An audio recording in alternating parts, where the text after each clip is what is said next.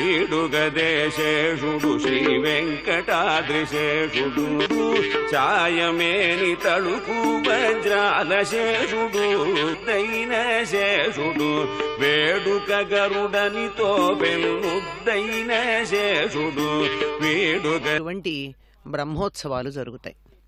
స్వామివారికి జరిగేటటువంటివి కొండపైన పైఖాన సాగమ జయతు జయతు పద్మా పద్మ పద్మాభివంద్య జయతు జయుల విందు చేస్తూ ఉన్నారు.